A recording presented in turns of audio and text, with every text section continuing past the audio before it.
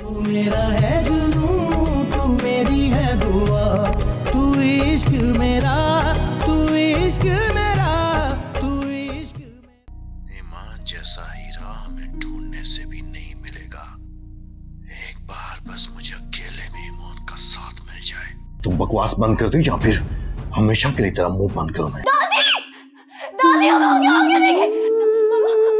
उस शख्स को पकड़ने में ना किसी भी तरह मेरी मदद करो। तो मेरी मामा को जान से मारने की कोशिश की है। नहीं अरे नहीं, ऐसी तो कोई बात नहीं, अभी तो मैं जवान हूँ। जी